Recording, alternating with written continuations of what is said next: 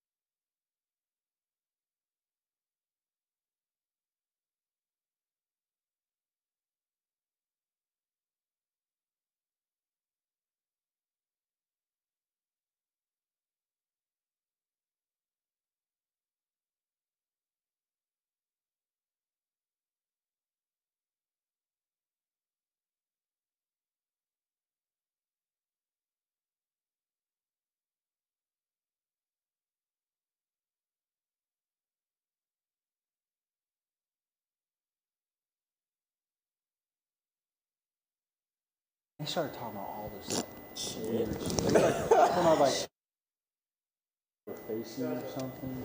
And Yes. weird. Hello, It's my name like is Jazza Williams, and I started am the whole, here first, 10 on minutes of it Mean talking Green about Mania. I know these guys are yapping next to And I me, was so like, I hope okay, you like, can hear okay. me. But then they were saying like weird, like they were trying to like intro like I didn't know. I was like, bro, what am I in?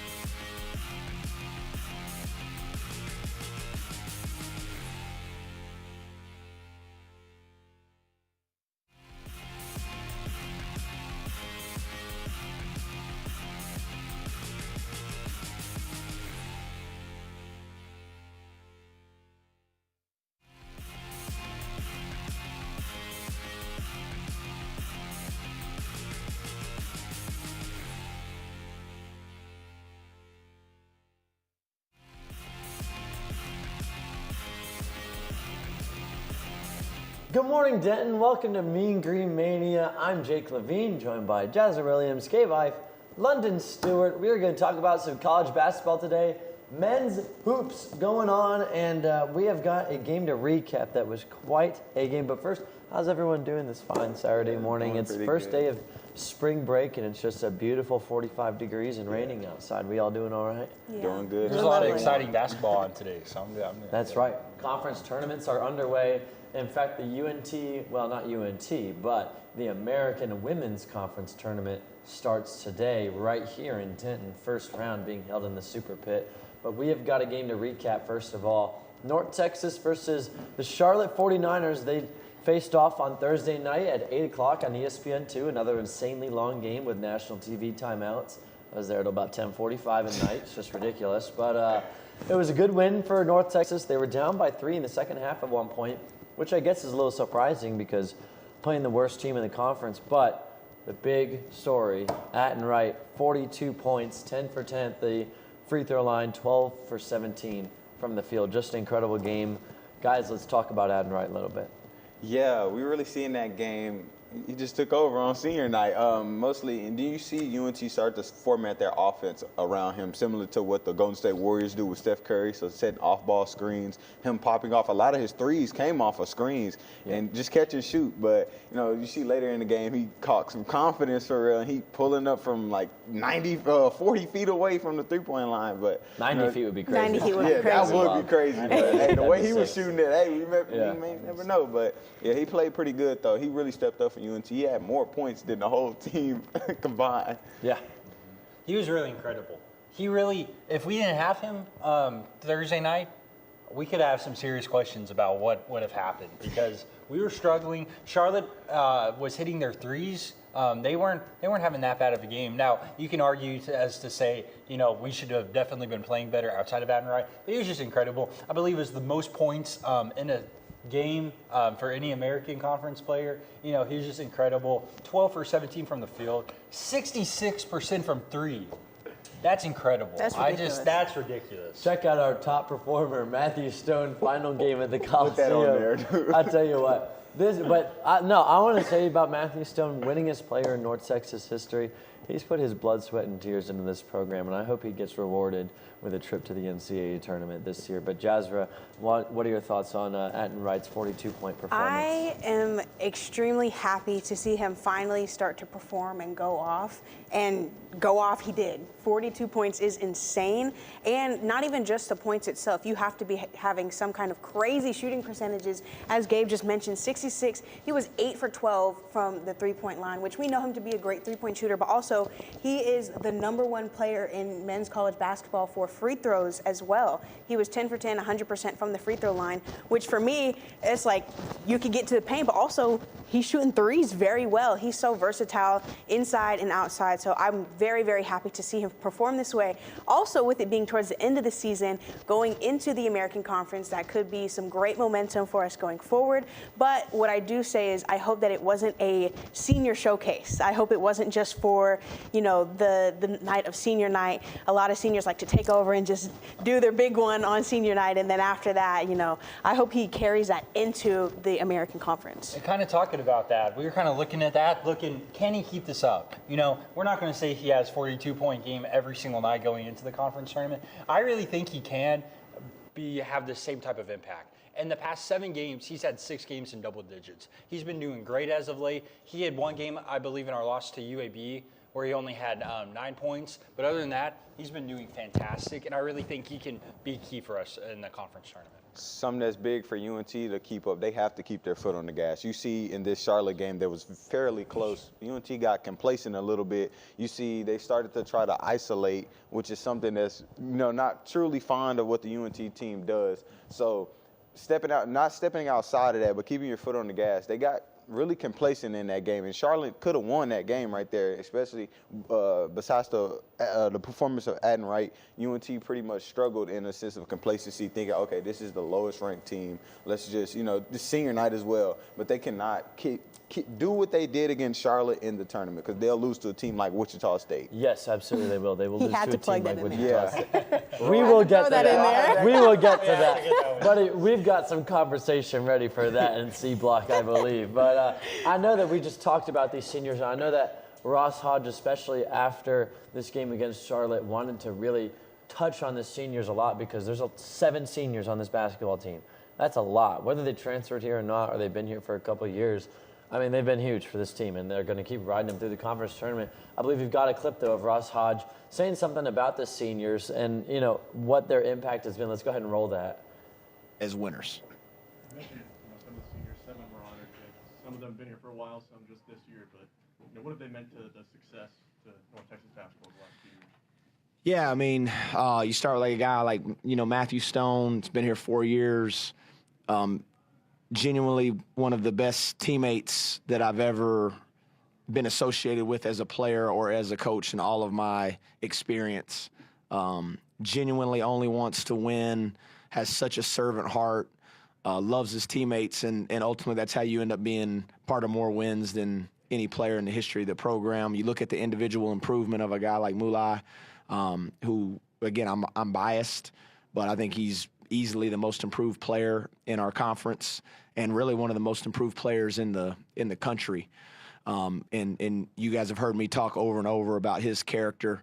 And then, Rondell Walker, even dating back to last year when he could have waited the whole year after they passed the rule, but he wanted to play then. And, I talked about it earlier with the, when the season ended last year and those guys had decided to transfer and, the proverbial sky was falling and everybody was panicking and rightfully so, man. Those were great players, nobody wants to see good players leave, including myself, but that is the reality that you're dealing with nowadays. But, sky was falling a little bit. Everybody was panicking. And I don't know if you guys remember this. Maybe you do or you don't. But, Rondell expressed himself via Twitter, and he said, I've never had a losing season in my life, and I don't plan on next year being any different. And, he really manifested that with how he welcomed the new guys in this summer, took them up there. You guys know that story. Again, his heart being a servant. And then even the new guys, man, to not just use this year as kind of a skip in a lake, just kind of like, I'm just going to be here for a short time. They really, really invested from the moment they got here. They invested in each other. They invested in this university. They invested in this community, and they poured everything they've had into this experience. And I think you see a result of the connection that they've made with each other and with the fans and the pride that they take in being part of this program. I don't know about you guys, but I could just listen to Ross Hodge talk forever and ever and ever. If Ross Hodge's voice is the last thing that I hear before I go 6 feet under, I would be okay with that. Him talking about the seniors. I think that his he can just he's such a good talker. He's a professional talker. Whatever. What am I saying? But you know what? We talked about the seniors being a big impact to the team. What has also been a big impact to the team is a home court advantage. 15-1 at home this year. Unfortunately, no home games left, but we're the closest team to the conference tournament. What has been the big impact of the home court advantage this year, real quick, guys? I truly think that it's the confidence that they have whenever they play there, because they don't practice in our practice facility. They practice in the super pit. Yeah. They're used to the rims. They're used to playing, going up the court. That's where they play their most basketball, is in the super pit. So they're very confident when they come in on game day. And also just the fact that there are so many seniors, touching on that. It is a senior-heavy team. And seniors, they go in and they win. And so being at home, having that crowd is just really, really important as well. I think they take defending the super pit personal. They take defending home court. They don't like losing. That UTSA loss was one of the first losses we've had in a couple of years. They don't lose. Since Graham McCasland started here, Ross Hodges continued that. They don't like losing at the super pit. They can, on the road, it's been a little bit different, but at home it's personal. We have the Mean Green Maniacs helping out. Shout out Jay. Maniacs. Come on now, we have all the other Hold it fans, down. the great support. But there's something within those walls that just the magic of the super pit. Yeah, I feel like also, like Jazzer just said, them practicing in there and also being comfortable with not a lot of people being around. I feel like a lot of teams, when they come in there, a lot of teams have more attendance than UNT often. So coming in there, it's really like a chill environment team, and especially with the pace that UNT plays at, being a slower and a more physical team, they're hitting guys they're cutting through, they're hitting guys. So teams are it's like they're coming there and they'll be asleep for real, but UNT is awake because they're used to playing in there, practicing in there. So that's a great addition to practice on your home court by Ross Hodge. So that's really good. Yeah, I think that UNT home games have a really specific kind of atmosphere to them. It's, nothing crazy, but when you hit a big shot, it can get pretty dang loud in there. We saw that Charlotte game, whenever Ed and Wright hit that shot to get to 40, oh my gosh, it was loud. But anyways, when we come back, we're going to talk about the UNT upcoming game against Temple. So, Delco, what anywhere, folks?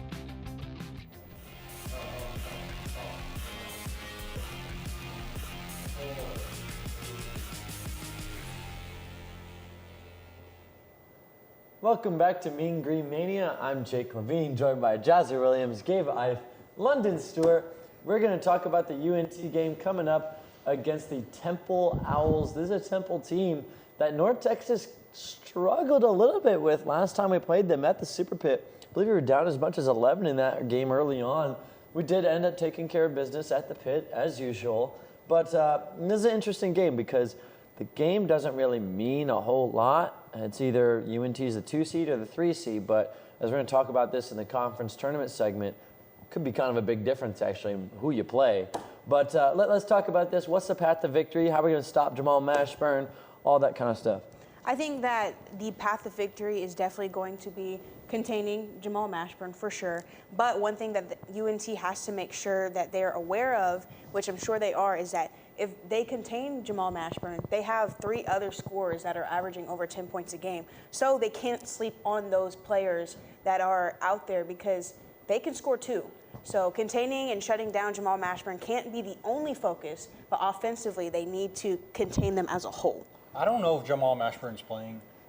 Coach Adam Fisher for Temple said that they were going to do some tests Thursday on him and see kind of what the plan was moving forward past that. He hasn't played in about a month. I know that they really want him to be back, especially for conference tournament. So while it'd be a great ramp up, there's still a little bit of doubt. I think if he doesn't play, it's a lot easier game than if he did. Yeah. Because I think he's in the running. If he wasn't hurt, I think he'd be in the running for Conference Player of the Year. Averaging, I think, 22 points, something like that. It's just incredible. But the other guy that's really big that we need to look at is Steve Settle III. He's a forward for them, shooting 41% from 3. And usually when you see that, it's like they've made like 4 threes out of like 10 or something. But he shot around 100 or so threes, I think a little bit over that. He's a really great three-point shooter. Brennan Lorient's going to have a big game.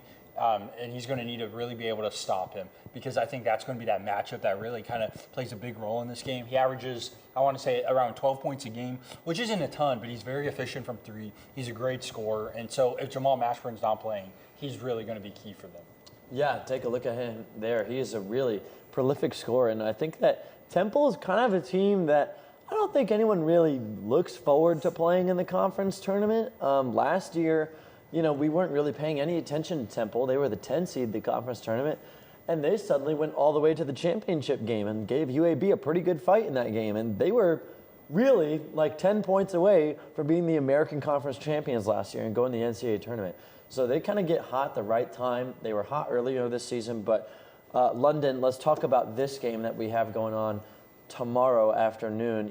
This game doesn't really mean a whole lot for either team, but what's it going to be like for both teams to kind of go into the conference tournament, hopefully off a win?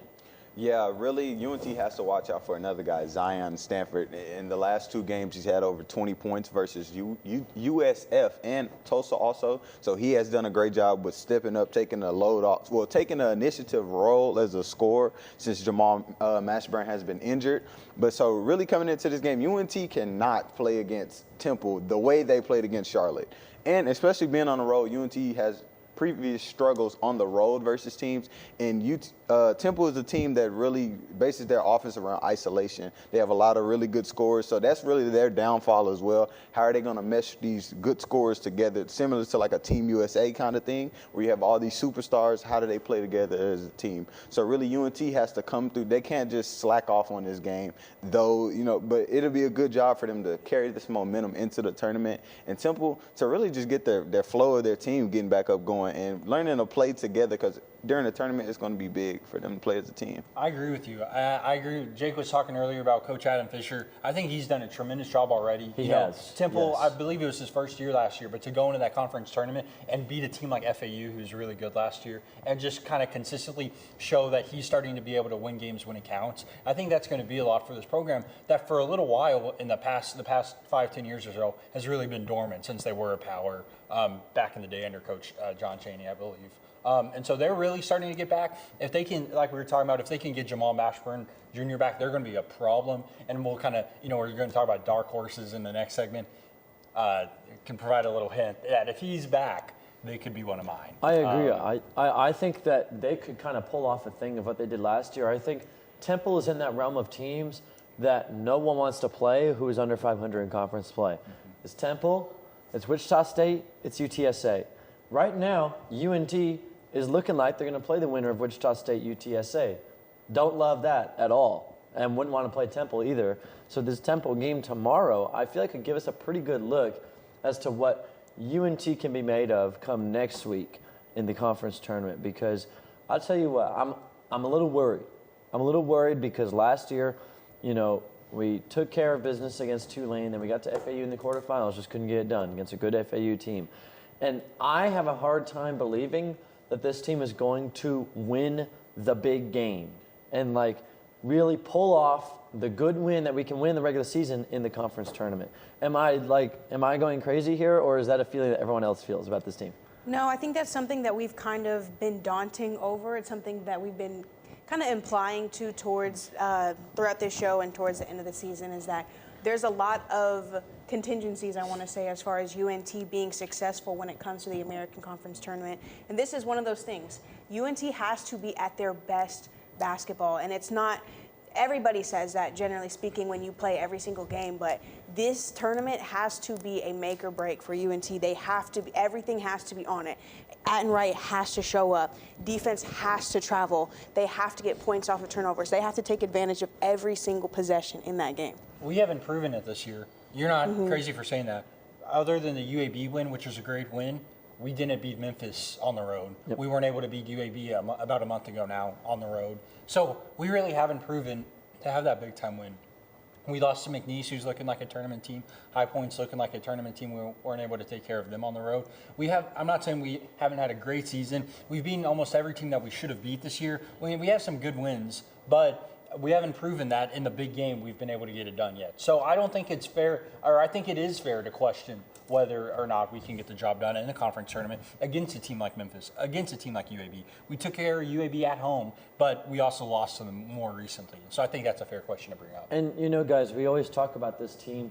Can they win road games? We've always said, is this team capable of really going into road arenas and winning games? Because they're 15-1 at home, and no problem winning home games against, I guess, unless we play the freaking road runners of UTSA back-to-back years, we lose them at home. But, I mean, we then went to Florida and proved that we could beat USF on the road. Now, mind you, USF is not all that great, but they got a good atmosphere there. And we beat FAU on the road by double digits. Good team, good atmosphere. That proved a lot to me. I feel like those two road wins, because last year, we lose those games last year. Right. Last year's team, last year's situation, last year's coaching loses those two games. This year, they didn't. So do you guys feel any more confident this year, especially look at this? You know, we say what? Defense travels, right? That's the number one thing about March. Defense travels, conference tournament, March Madness. Well, North Texas ranks third in the country in defense. Just straight up, do you allow least amount of points in games? London, do you think that this defense can travel to the conference tournament? Well, first of all, we'll travel to Philadelphia to play Temple, and then further on. Yeah, really this game versus Temple is going to say a lot. This game against Charlotte, they lost the offensive rebounds, turnovers, points in the paint. Those are three areas that UNT thrives their offense off, that they thrive their team off of. So they have to, like Joshua was just saying, have to play their best basketball on all aspects, boxing out, rebounding. They cannot go in this Temple game and get complacent, because Temple is a team that'll beat you. And these other teams in Americans like Wichita State, FAU, this is, you know, a lot of teams start playing much better when they get in this tournament. So UNT has to be great in all their aspects and play their style of basketball and be only them and not somebody else. Yeah, and, you know, I think that's a good point right there. The student giveaway shirts at the last game, the quote said, "It's always about us." Ross Hodge said that. And I think that's something the team totally believes, that it is their tournament to win. And I think it starts tomorrow. I think tomorrow's a good tone setter. Yeah. You talk about rebounding. I want to kind of get into rebounding real quick. For as amazing game as Atten Wright had, he had a couple possessions towards that end of the game where he missed rebounds on back-to-back possessions. I looked over at the bench. Coach Ross Hodge was not happy. He was so mad. Rebounding is a big thing that I think if we can get Jonathan Massey back, that's someone we haven't really brought up, talked a whole lot this show. Jonathan Massey is a great rebounding guard. Another thing with defense is not giving up second chance points. Yes. And so if we can improve our rebounding even a little bit, you know, you talk about getting out rebounded. If we can improve that going into the conference tournament, we're going to be a really tough out. Chazra? I definitely agree. I do want to talk about the rebounding and capitalizing off of those second chance points. Rebounding is such a big factor, and some people don't realize how important it is. But when it comes to gaining possession, when it comes to keeping second chance points down, all of those things are so important when it comes to the nitty-gritty and the details of why we win games. And so even with the amazing game like we've talked about that Attenwright had, it was amazing, very proud. But if we take Attenwright out of the factor, UNT struggled against Charlotte, and we talked about that a little bit, and that's an issue as far as turnovers, and they weren't really out-rebounding Charlotte as much as they should be. And so I think that with scoring, of course, that's important, but when we go into this American tournament, like I said, we have to play our best basketball, but that does come down to everything that you said as far as boxing out, rebounding, all of the little intangibles, all the little things have to be put together. Absolutely. Well, one thing I want to bring up real quick, you talk about Zion Stanford, one of their guards. He's 6'6". He has that height advantage over a guy like Attenwright. And so when you're going in having a height disadvantage that like we had in the Charlotte game, that guard rebounding is still another concern to have. And so we really have to figure that out. Absolutely. The conference tournament comes down to that nitty-gritty stuff. We'll see if UNT can get it done tomorrow at Temple. When we come back, we're going to talk about the conference tournament. As if we haven't talked about it enough already, we got a whole 10 minutes dedicated to it. Don't go anywhere, folks, right here on Mean Green.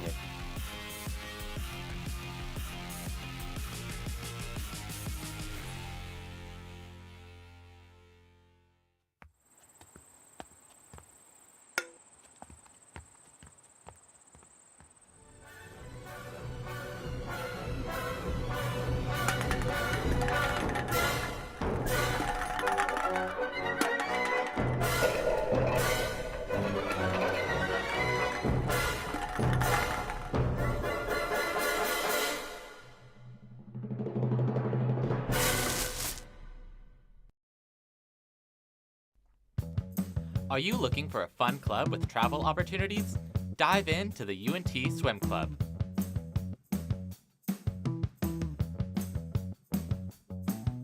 Practicing Monday, Wednesday, and Fridays from 7 to 9 p.m. at the Pole Recreation Center. We accept members at any skill level. For more information, reach out to us at unt.swimclub on Instagram. I wonder what's on the radio today. I don't know about this. This is not it. Everything alternative, commercial free. 88.1 Indie. Here at KNTU, we have two traditional stations, 88.1 Indie and KNTU Jazz. We've also recently launched an internet radio station called Mean Green Hits. If you want to hear more, you can check us out at MediaNorthTexas.com. That was pretty good.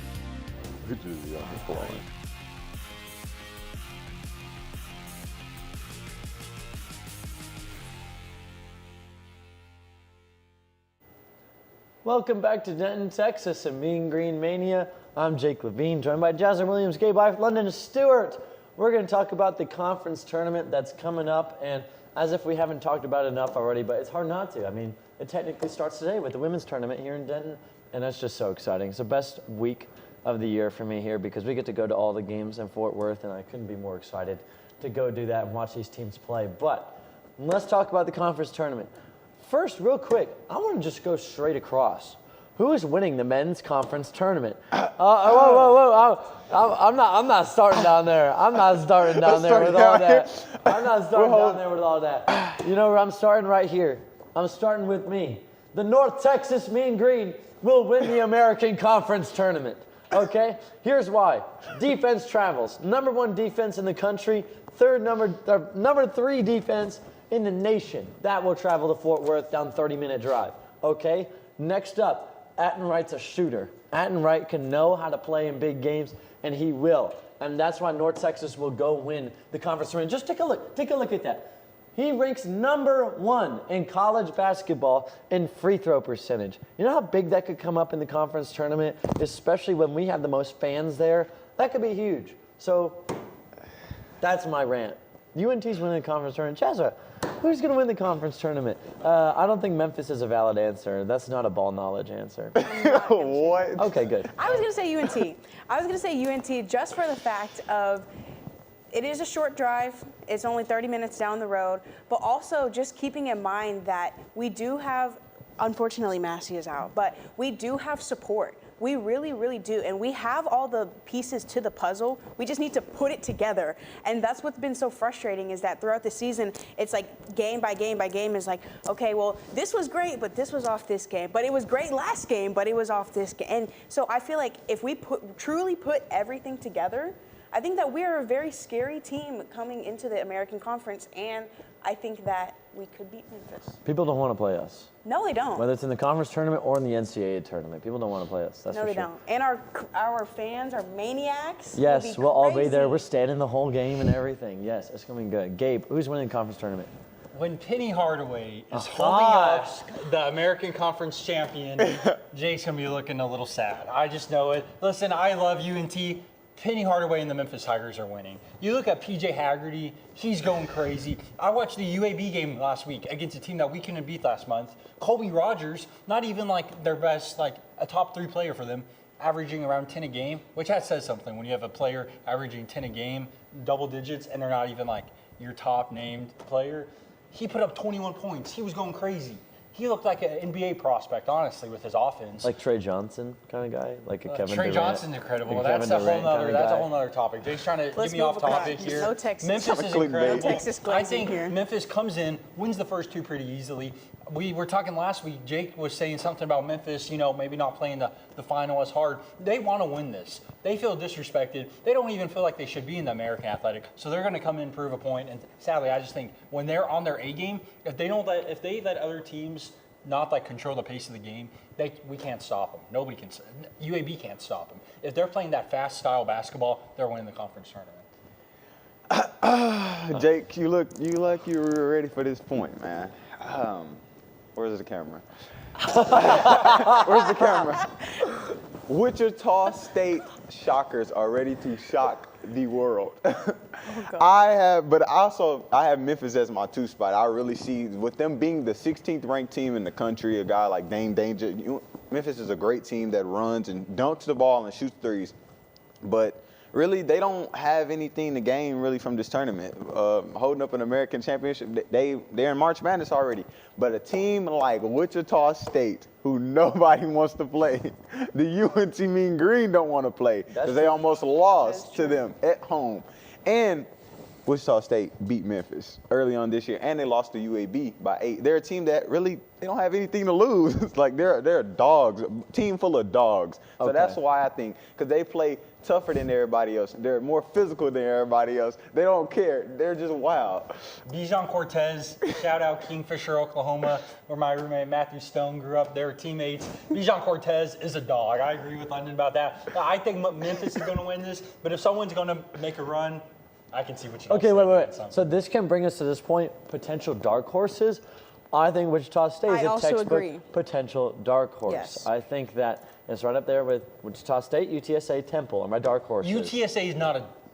What are we talking UTSA about? can beat anybody. They beat UTSA us. can beat anybody. They beat us at home, and they lost to Memphis by 5. They lost to Memphis by 5. They're not. They can winning beat anybody. 3 games They have got some hoopers down there in They're San not winning Antonio. 3 games consecutively in the conference. They could. Well, they need to win 4. I don't know what Jake's talking about here. Listen, the Roadrunners making it to the finals with I don't know. I'm not saying that they will. The question is, who's a dark horse? If we have to pick 3 dark horses, I know we're all picking Wichita State. Well, you think they're the freaking winners. I know we're all picking Wichita State. I think we're all picking Temple, right? Yeah, I picked Temple. And who else is going to be a number 3 dark horse other than UTSA? You can't even consider East Carolina a dark horse. They have double-digit wins in conference play. That's true. If we're considering a dark horse as a team that's not a favorite, is there a middle ground in between that's like, oh, that team could? I think for them to be a dark horse, they have to be under 500 in conference What about play. Tulane? Well, they're the 4 seed. Yeah. FAU's 5 seed. They haven't done really much. They got to this be year. under 500 in conference play. Who's a better dark horse than I think our UTSA? definitions of dark horse. I feel But like with the 'cause American Conference, Tulane it's is really difficult, slept on. though. Like a lot of people don't even know they're the 4th ranked Tulane, team. yeah, Tulane. With the American Conference, Dude, it's difficult they'll because be there UNC. really isn't a middle ground. Like you said, it's either they're good or they're not. Yeah. So I agree. I do agree with that. I just think that Tulane is last year's Charlotte. Remember Charlotte was randomly like super good last year? They were the 4 seed. They got bounced so easily in the first round of the conference tournament. And Tulane's going to do the same thing. I don't trust Ron Hunter. I'd agree. I could agree with that point. You trust the Wichita State Shockers? I do. No, I think that Wichita State's a good team. But they're not going to beat. They're not winning. They're not winning the conference tournament. Like that's not going to happen. What I think about UTSA. Wait. Let's talk about the seeding and the alignment that we have going forward that we discussed earlier. Yeah, sure. Go ahead. Remember, because so UNT basically is sitting at 2 seed right now. Oh, correct. If they lose this Temple game, which will they throw it? I don't know. I don't think that they would do that, but they would get the 3 seed. So if they're 2 seed, they either play the winner of Wichita State Tulsa, correct? Correct, which will be Wichita State. Right. Now this Wichita UNT game could be interesting. We could lose that. We could. Yeah, we could. That's why they are a dark horse. Yeah. They're a dark horse. 100%. I don't know about winning the whole thing, but winning. Now the other side of that we talked about earlier was if UNT loses tomorrow and UAB wins, that will flip them. UNT will become the 3 seed, UAB the 2 seed, in which right now we would play the winner of FAU. East Carolina? No. FAU and somebody very not good. Somebody not good at all. I forget who it is. The 11 seed. UTSA. It is UTSA. No. Wait, I thought it was UTSA. No, it would be Wichita State or UTSA. Oh, Tulsa. It'd be Tulsa. The winner of Tulsa, FAU. Yeah. Okay, I would rather the winner of Tulsa, FAU, instead of the winner of Wichita State, UTSA. Right? Do we all agree on that? Yes. But I'd rather play FAU than Wichita State. Yes. I agree with that, but you can't throw a game. I don't think No, Coach you Rossage- can't throw a game. I think we're going Right. to end up as 2 seed because I think we take care of business tomorrow I think so in too. Philadelphia. I think so too. And so right now we're looking at playing either Wichita State or UTSA. No, but I believe Tulsa could slide in there over UTSA depending on what happens. But there's a couple games that can switch up with East Carolina, FAU. All those teams are kind of right in that same little middle ground that you talked about, where depending on what happens tomorrow, a lot of seeding could get changed. And so all of this could change kind of depending on what happens tomorrow in regard to those, I believe, like 6 through 8 seeds. all right, so London, the Shockers are winning the tournament. Who's Who's going to make them win the tournament? Hey, right, they've got Ballard, they've got Cortez, they've got Hill, and they've got they got Bell as well. They got really good hoopers at Wichita State. Yeah. What's going to be the path for Paul Mills' team to actually win it? I like Cortez. He's really the guy that gets them going for real. He is. They're just a team that really does not have anything to lose at all. And they have, especially like in these latter half of the games of their season, they have picked it up, especially after that big win over Memphis. Right there, they're feeling like, okay, yeah, we can beat any team in this conference, with Memphis being the #1 team in this conference throughout the whole year, basically, and beating a team like UConn early on in the year. So really, that's my guy Cortez. He's the guy who gets them going, most definitely. I have the Wichita State Shockers winning the American Conference in 2025. Now, I don't know about winning the American Conference, but I truly do agree with you when it comes to going into tournaments when they have nothing to lose. Like, they have no pressure to win, and if they lose, then they're like, we shouldn't have won anyways. But if they do win, then that's even better. So having a team that just truly has nothing to lose, playing their best basketball and just going all out, and they don't have any pressure, that is a scary team. That momentum is a little bit scary. It's last year's Temple pretty much, and I think they're way better than Temple was last year. So you got a point, but they're not going to win it. So anyways, when we come back, we're going to talk about the rest of the conference tournaments, and we've got some really fun predictions, I know, coming up. Some good conversation about those, especially the Big 12. So don't go anywhere, folks, right here on Mean Green Mania.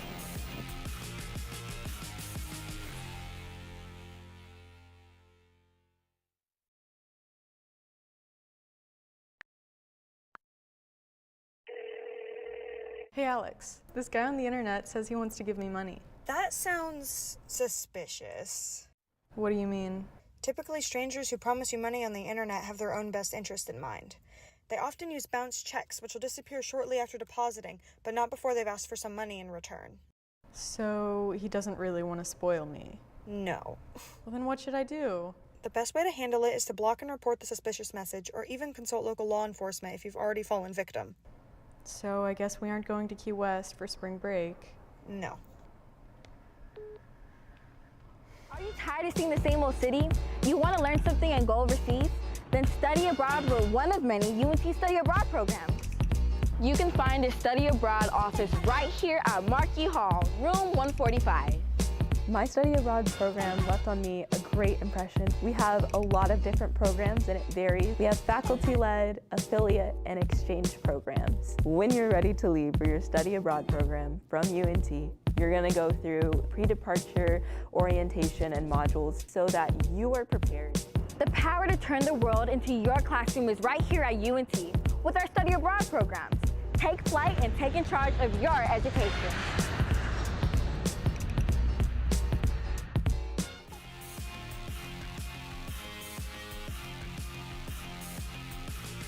Welcome back to Mean Green Mania. It's conference tournament time, and my name is Jake Levine. I'm joined by Jazza Williams, Gabe Ife, and the Wichita State fan, London Stewart, here for Mean Green Mania. And we have got some other conferences to talk about. SEC, Big Ten, ACC, Big 12, Big East. And we're going to start things off with the SEC. Look, guys, it's still Auburn. It's still Auburn. I don't care if Auburn loses today to Alabama. Whoa. Wait. The most likely team to win the SEC tournament is Auburn. No. Oh my. Wait, we'll get to you. Okay, so. Slow down now. Wait. We already know. It's been 30 seconds. I obviously was a little hesitant on what you said. I completely agree. I want to first say Auburn. Auburn is going to win. The most likely team to win the conference tournament is Auburn, yes. Yeah. But people are going to bring up, oh, they lost to A&M. Have you played in College Station? No. Okay. So first of all, that is a place to play at, and you know they're lower ranked, whatever. It's still SEC play. Playing anywhere, honestly, in the SEC is very difficult. Moving on. So it's going to be Auburn. Now they play Alabama, and that is a little scary for me because I felt like going into tournament play, I think that it will be very close, but I think overall Auburn will top it off just because they are a very fundamentally sound team. And all of those intangibles, all the nitty-gritty things we were talking about earlier when it comes to putting all the puzzles or all the pieces to the puzzle together when it comes to tournament time, they have that already. They're solid on that. So I think that they will ultimately win out.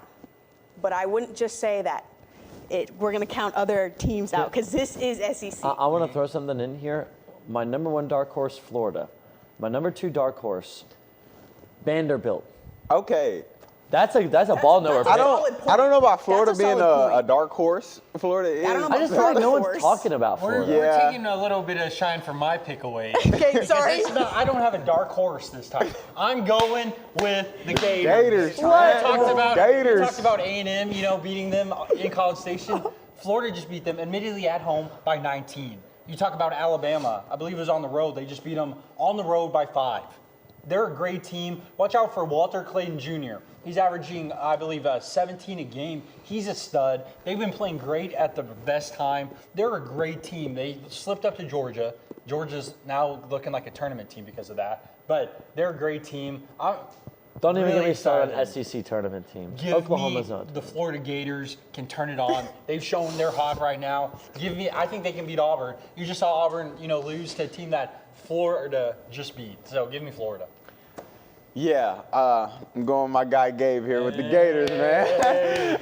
Oh my God. But Auburn's a really good team, but let's just not forget that they are in the SEC, the number one conference in the whole nation where anybody can beat anybody. Yeah, true. The Florida Gators, come on, Walter Clayton Jr., he's PG1 right there. That guy gets going. And Florida, a thing that they do very well, they're a team that wears you down. They're a really physical team as well, and they get out and run it. So that's why I have Florida. Florida's my pick to win the SEC tournament. I got a question. None of us mentioned Tennessee. They're the number 4 team in the country. And none of us even thought of Tennessee. Rick Barnes is great, but he's proven he can't win the big game. I agree. They have no chance of winning the conference tournament. I don't believe in them at all. I don't know about no chance. No. I think Vanderbilt has a better chance of winning the conference tournament than Tennessee. We hold the line. Okay. Right there. I don't know if this is some. Let's not forget. Tennessee did come back and beat Florida again. They're 1-1. They're tied. But I think that They can't win a big game. Wait. It's different. When we talk about all the conferences in college basketball, wins and losses and point margins are very, very important. But SEC basketball is like a different realm of conference play because you could say, oh, this person lost to this person, this person lost to this person, but they all could lose to each other, like we said earlier. So wins and losses for SEC is a little bit difficult to kind of counter because everybody's very difficult to play. Missouri beat Alabama. Yeah. Anybody can Okay. beat it. Look, I think another dark horse is Arkansas. Vanderbilt, they might be they are a good team. They're 8-9 in conference. There is about 8 or 9 teams that are above them and you think Vanderbilt's the dark horse that's going to run the table. I think Vanderbilt's a good dark horse. Whatever. Okay, let's move it on. Big Ten. I'm going with Michigan State. I think it's time for Izzo to shine. And I think that, it's kind of a gray area in the Big Ten. They got 4 ranked teams. Maryland's a good team as well. I think we saw that. Michigan State beat them on a crazy half-court shot. But Michigan State, I wouldn't really be mad at any pick in the Big Ten. I'll just go Michigan State. I would say that as far as Big Ten play, it's going to be Michigan State if Michigan wins this upcoming game. That's today.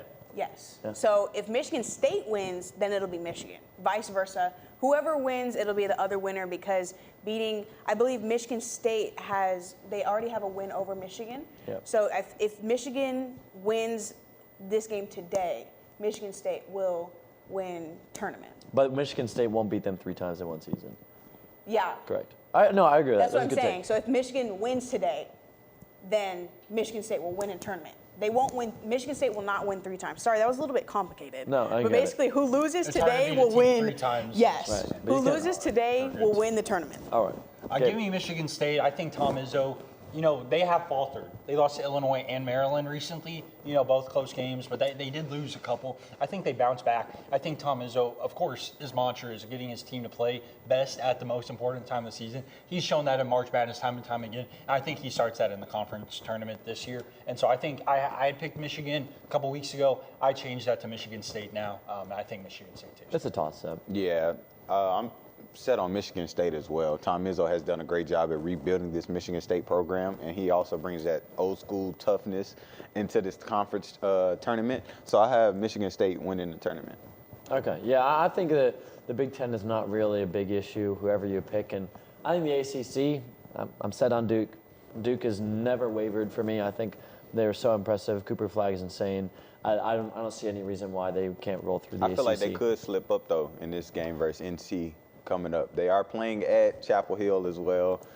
So those games are always good. Like, those games are always close just because it's the rivalry. But, I mean, they could maybe slip up against, like, Clemson or something. Yeah. But I don't know. I think Duke's an easy pick. Yeah, Duke. I have Duke as well. Clemson and Louisville are good, but Louisville, I think Duke will beat them. I'm set on Duke, but let's not forget, like, NC State last year was a team that wasn't ranked high in the regular season. They also don't have DJ Burns. Yeah, well, I'm not picking NC State, but I like Louisville as well. They're a team that shouldn't be overlooked, and we see how tournament formats. Anybody can beat anybody. So, but I'm Duke on this one. Yeah, and I think it's also important noting SMU is 13-6 in the ACC, as well as North Carolina, Wake Forest 12-7, Stanford 11-8. I think any one of those teams could, make a little run, but I don't think any of them are going to beat Duke in a championship game in the ACC. But, the ACC is going to produce some good tournament teams this year. And I've been really impressed with SMU, apparently, because we had questions about them joining the ACC in football and basketball. Football, they went to the college football playoff. Basketball, they're 13-6 in the ACC. That's legit. Like, pretty good. That's good. We don't like SMU here. Like, we don't like them, but they've been very impressive so far. Now, Big 12. I'm going to start it down there. Yeah. Just start down there. Let's make our way over here. Start right here. Kelvin Sampson and the Houston Cougars. I had them winning a national championship last year. I am set on the Houston Cougars in this game. Kelvin Sampson is not a coach who's finna just slack off just because they're a guaranteed spot in March Madness. So I have the Houston Cougars. They're the best defensive team, and we know defense wins championships. Overall, when L.J. Cryer gets going, Emmanuel Sharp gets going, Houston is a team that can beat anybody in the country. They will be the #1 ranked team if they continue to keep their flow up. There's a reason why, inarguably, the first or second best conference, whether you want to say it's the SEC or Big 12, whether it's the first or second with the Big 12, there's a reason why the closest team to them is 4 games back. They're such a dynamic team. I'm going with the Cougars as well. You know, you talked about they were your national championship pick last year. They're mine this year. I think they're a great team. Their defense travels. We talked about that with UNT earlier. Defense is going to travel to Kansas City. I think they're going to win the conference tournament. My pick is also Houston. They were also my national tourney pick last year. And I don't know about this year, but I do think that they are definitely going to put everything away as far as the tournament. Like you said, everyone's 4 games back. And, you know, tournament time, it comes, and basketball, March Madness is here. But I just think that Houston is so solid when it comes to defense. You're not going to see a fluke. You're not going to see a shakeable night when it comes to a defense or a team that is so solid on defense. So that's why I think that Houston, they're not going to have trouble. It might be close, but I don't think you're going to find a night where they're slacking on defense, and that's usually where teams lose. All right. This guy. All right, Jake, who's your Here's the pick? pick for Jake. There is one basketball team in the United States Oh my gosh. that has won in the Fertitta Center this year. Do you know what that team is? What was the score, too? Put your hands on your head. It's fine. You know what? Jake, tell us who the team is. This team go. also won a game in Allen Fieldhouse. That team is from Okay. Lubbock, Texas. Yeah, Bill The Self- Texas Tech Red Raiders. Okay? Here's the thing. don't know. Here's the thing. Texas Tech is the only team to have beaten Houston on the road. Why can't they beat Houston at a neutral site? There's a fluke. They'll have more fans there than Houston. They're a better team than Houston. Whoa. And I think who do I trust more to hold their ground in March Madness? Texas Tech. I don't trust Houston. I don't trust Kelvin Sampson. I trust Texas Tech. Hey, Real quick, you're wait, crazy, Before fool. we say anything else, the shout out of Kansas in arguably their worst year in Bill Self's tenure. Doesn't as matter. Such Doesn't a matter. amazing- Doesn't matter. They're an amazing.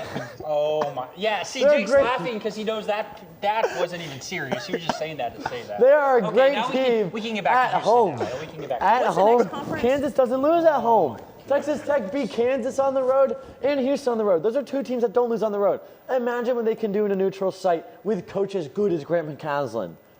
They beat Houston on the road without their coach and the best player. Texas Tech is not a bad team. Thank you, London. But I have the Houston Cougars winning. Well, I understand why. They're- I understand why they're the they're- best team. I get it. And also the Big 12, just not, trying to put too much emphasis on Houston. Like, this is going to be a cakewalk for them. You have teams like BYU who just beat Iowa State. Iowa State is a very good team. Texas Tech is a very good team. And Kansas can even though they're having a little down run, they can make a run in this tournament as well. But Texas Tech is not a bad pool, but I wouldn't say they're a better team than the Houston Cougars, though.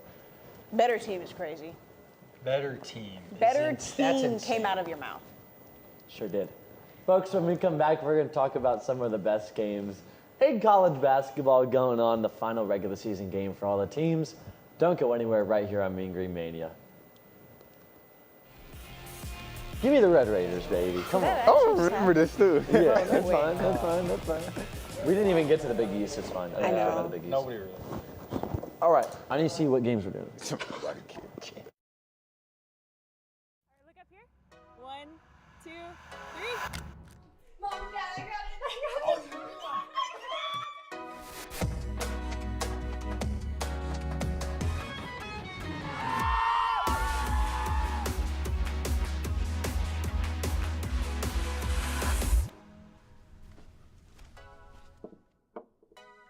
You're right, Mom. I have.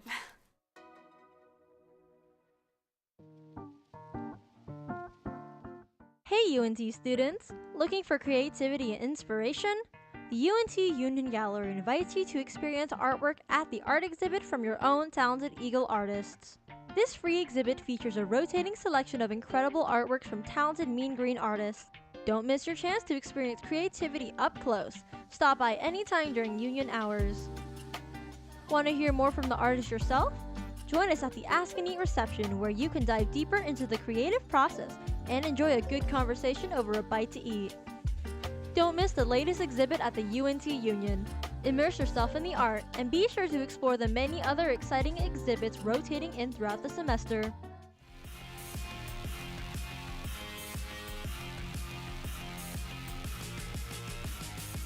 Welcome back to Mean Green Mania. I'm Jake Levine, Jazzer Williams, Gabe Ife, London Stewart to talk about the best games in college basketball. And we've got some really good ones going on right now. St. John's Marquette 34-32. St. John's about to be halftime, so I think it's still fair to go ahead and predict that. What's going to happen in the second half of this game? Give me St. John's. St. John's is a better team. St. John's ranked 6th in the country, and we forgot to do the Big East predictions. I think St. John's could win the Big East, and I think that they could honestly be a 1 seed in the NCAA tournament. Give me St. John's to pull this out in the second half against Marquette. I also go with St. John's. I think that Marquette has also shown that they're a really good team, but St. John's is one of those solid teams that I don't think this is going to be. Not that it'll be an easy game, but I think that they'll just take over. I think it'll be St. John's. Give me the Marquette Golden Eagles. I'm going for the upset. This Texas guy Shaka here, Smart. bro. I love Shaka Smart. He's a great coach. And they haven't been playing their best ball recently. They lost to UConn a couple weeks ago. They lost to, I believe it was Creighton a week or two back. But I Great think points. This game in Wisconsin, home field, home court advantage. I really think that Shaka's going to get his guys ready for the second half. I think they'll come over and win this game upset St. John's. Yeah, that was a really good point as well. I had Marquette winning at first, given that they are playing this game at home, but they have shown inconsistencies over the last 5 games that they've played. But they are still the 20th ranked team in the country. I have St. John's winning this game, though. Rick Pitino has, truly been just the force of this St. John's team and just bringing them out of the gutters, basically, in that Big East tournament. And I also have them winning the Big East tournament as well. So I have St. John's in this game. Yeah, I think it'll be a good second half, and another good second half coming up will be Kentucky and Missouri. Right now, it's 33-23 Kentucky at Missouri. But give me the dark horse. Give me Missouri second half comeback. And Missouri's a really good team. I think Kentucky's not very well coached. And that might be a bold statement. I don't think Mark Pup's doing all that well there. Yeah, that's a pretty bold statement. Interesting. What? Tell me Kentucky's well coached this year. Not well coached is a reach. No, I would say they're rebuilding the culture there. Right. That's what I would say, because he is a new coach coming in with a whole bunch of new guys as well. They're still doing great. Exactly. They're not doing great. They're a top 20 team in the country. They're ranked. They're not doing great. They're still You're trying ranked. to compare them to the old Kentucky. That's Okay, different. here's the thing. You really think if Kentucky is, let's say, a 5 seed in the NCAA tournament, what if they play McNeese in the first round? They're getting bounced. What if they played North Texas in the first round? They're getting bounced. Okay. What if they play Bradley in the first round? They're getting bounced. If they play Drake in the first round, they're getting bounced. Drake is a better. Yeah, Drake Those are all good teams. Those are all good Drake teams. is a better pick. Those are all good teams. If they High Point in the first round, they're getting bounced. You know why they're not getting bounced? Otiga Owe. He's averaging 16 a game. I'm not concerned about that. He's a great player. You watch him, you watch the whole team under Mark Pope. It's a rebuild. That's what we were talking about. Yes. Coach Cal, there's numerous problems documented just under that 5-star culture. He's had to come in and really turn the whole thing around, really shift the culture. And to be a ranked team at the end of the season in the best conference, no matter if you're Kentucky, no matter what you came into with, it is a successful year. They're up 10 right now. I had them picked to win before. I know nobody will know that, but I had them picked originally, and so I think they continue in this game. I also have Kentucky to win. I know that they are technically the underdog in this game, but as we were talking about before, SEC play, it really is all up for grabs, except Auburn. But no, I think that Kentucky, like you said, they're going through a rebuild. I think that they still, even at home, I feel like Missouri, they can catch them slipping as they are right now. But I think that Kentucky will win. I think that they'll take this game. Yeah, I really like Kentucky, and not well coached was a far stretch, but What do you like about them? Like, dude, what's appealing about Kentucky? Okay, wait, no, because you're trying to talk about a team. You're saying that they're not good, but they're having this is their first year without their notorious coach. Who cares if it's a rebuild or not? College basketball doesn't wait for freaking rebuilds. They're ranked in the SEC. They're not that's it right there. They're ranked in the top 20 SEC. team in the country. When you're rebuilding and you're still that high of a level, you're a pretty good team. And losing players too. All right, so Kentucky's winning too. Now listen, Missouri is 18-1 at home. I do. Bingo. I have Missouri winning this game. Missouri is a very tough team, beating Alabama, being 18-1 at home. Missouri is a team that can actually make a run in March Madness as well. I agree. So, but I'm going with Missouri in this game because Missouri has proven to be more of a consistent, tough team throughout this season than Kentucky. Well, let's get to the big game. Alabama at Auburn. Give me Auburn. Auburn is a safe pick here. They're at home, and they're a better team than Alabama. Just straight up, they're a better team than Alabama. They got a good home atmosphere. The no-brainer should be Auburn, although I understand an Alabama pick because Alabama's a hot shooting team, and when they get going, no one beats them when they really get going. Give me Auburn, though. I'm also going to say give me Auburn. Auburn is the safe pick. They're at home, but I have stated several times in the last show and this one is that Alabama, we all know, is not a team to be messed with. And I think that if Alabama can get some momentum over Auburn, this could be a very different ending or different outcome that a lot of people may think. And also, this technically would be a rivalry game, right? Yeah. Oh yeah, huge. Yeah. This is a really big rivalry game. So even that factor thrown in, I feel like when it comes to home court advantage, it's a little scary when it comes to this game. I don't know if that will give them the advantage truly. Yeah, I think it's going to be a great game. I think we saw a little preview of it last 2 weeks ago now, 2.5 weeks ago, when Auburn walked into Alabama and took care of business. I think that home court advantage was incredible by Alabama. It didn't turn out to be anything, though, because Auburn was able to walk away with the win. I think that home court advantage is going to play a big factor today. I think that's a great rivalry. I do think Alabama, I think it could be a close game because I think Nate Oates has done an incredible job, but I do think Auburn's going to win the ball game. I'm going to defer against y'all on this one. With my guy Mark Sears in Alabama, I'm going with the Alabama Crimson Tide in this game. You know, Iron Bowl rematch. This is, like you said, Jake, when Alabama gets going, who can stop them? That's true. They'll put like 106 points on you on average. Grant Nelson, another great guy. He's leading the team in rebounds right now. But really studying that game that they lost at home, it is going to be tough going into Auburn playing on the road in the SEC, but besides playing Auburn. So, but I'm going with Alabama in this game. I feel like it's going to be a very good redemption game for them. I understand an Alabama pick because when Alabama's on, no one beats them. Like when Alabama's not on, they're still pretty good, but they're beatable, especially against Auburn at home. So we'll see. But it should be a really good game, I think, regardless. Now let's get to Duke, North Carolina. Before we wrap this thing up, give me Duke. I mean, I understand it's at North Carolina, but just give me Duke. I think just as a game, it's like don't overthink it. Duke's a better team. North Carolina's having a down year. Just give me Duke. Duke. Overthinking it, I don't understand. I have Duke. It's a rivalry game. What are we talking about here? It could just as easily be North Carolina, and I wouldn't be surprised. Here, what I mean by don't overthink it is the number 2 team in the country is playing against a team that's unranked. Yeah, just as easily. Rivalry games, though, UNC and Duke have both shown to be able to upset them. I don't think so. I have Duke. Wait. I have Duke, but I'm saying. I completely understand rivalry games, but this one's a little bit different. Like Duke is a little bit of a different team when it comes to. Flag's incredible. No, I'm not saying. Duke is incredible. Cooper Flag is great, but yeah. I'm just saying, don't be surprised if the Tar Heels. It'll be a fun game. I will be surprised. I don't think, if they do win, I will be surprised. I'll be surprised. I will be surprised. I don't know if we have watched enough of these Duke UNC games on this side of the desk. Oh, Lord. In this game, I'm going to defer once again. Unbelievable. I'm going with the North Carolina Tar Heels, given that the game is taking place in Chapel Hill. And you're saying that North Carolina is having a down year. That is a very good thing. They're 20-11. They're not ranked, but we're used to them winning like 30-something games. But let's go with North Carolina in this game because it is taking place in Chapel Hill. Well, I hope we get treated to a good game, but I think Duke will win by between 8 to 12 points, something like that. It's not going to be anything crazy.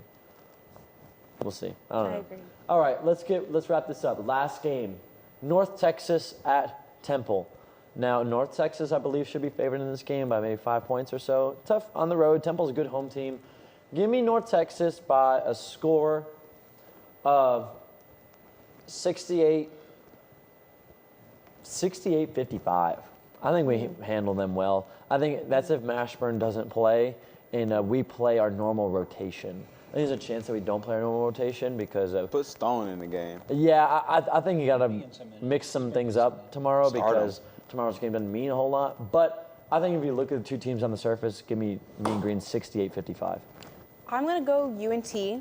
I'm going to say 68-60. I do want to keep in mind that Temple is a very high-scoring team. They average, I believe, around 80 points a game. So I think that, and UNT is also really good at, managing points per game against opponents. But I do believe that UNT will win. I think that it will be an interesting dynamic of the game to see how they actually figure out to shut them down. But I think it'll be close. I think it'll be Mean Green. Give me UNT as well. I have us winning 68. I think we're continuing that score. I have them winning 68-63. I think it's going to be a little bit of a closer game. I think if Jamal Bashford plays, I still think he'll be coming back from injury, so I think we'd still win, but it'd be very, very close to 1 or 2 point game. But I see us going in there winning. Coach Adam Fisher's been doing an incredible job, but I think we're the more talented team. Give me Temple. No, you're just messing with us now. I'm serious. Give me Temple. This is UNT has struggled on the road. This is also a game that they really, it doesn't play too much in effect with their standings in the American. And this would also help them too because they will fall out of that bracket where they will play UTSA or Wichita State. So are you claiming that they're going to throw the game? They almost threw the game versus Charlotte. And that was They at didn't. home. That wasn't. No, They were I trying think we just to. struggled.